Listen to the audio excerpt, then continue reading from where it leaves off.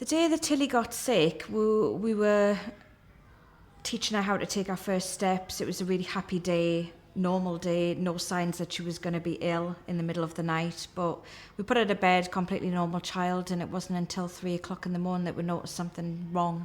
She wasn't crying, she was just sort of whimpering in our cot. I went to check on her in our nursery, and she was hot. She was at the teething age, so I went downstairs and got her some Calpol and thought that should calm her down, which it did. And she went back to sleep, and I went back into my room to go to sleep. And then a couple of hours later, she started again, just whimpering, not crying. So I went in to see her again. She was still hot. I picked her up and she started to projectile vomit. It wasn't until Adam was going to work the next morning that I was lying next to her and I was watching her, and she was asleep, and I noticed that she was breathing really rapidly, and that just set alarms off. I needed to call the doctor straight away. And we took her to the doctors. It was diagnosed as an ear infection 8 o'clock in the morning.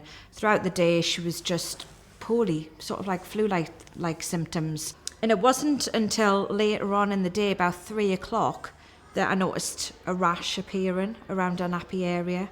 When people said to me, look out for a rash with meningitis, it wasn't what I was looking for at all. It was completely different. It's more like bruising under the skin.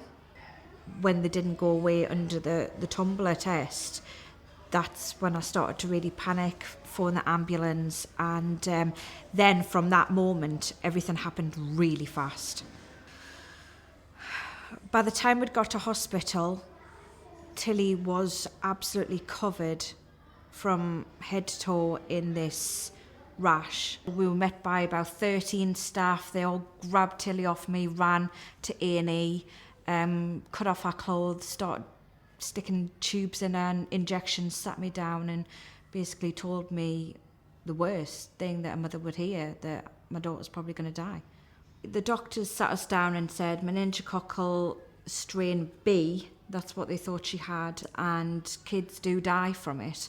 They said we had to prepare ourselves for the worst, and because Tilly was in very sort of late stages of that disease. She'd had a pneumococcal vaccine just before she got meningitis.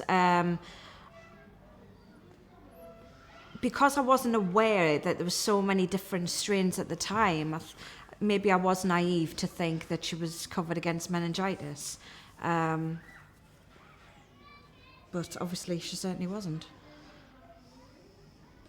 Life now, after Tilly's had meningococcal septicaemia, is great in some ways, because we're trying to raise awareness so no other kid would go through it, no other family. And really ours is a success story, because we could have lost her and we haven't. Not a day goes by where I ever take her for granted.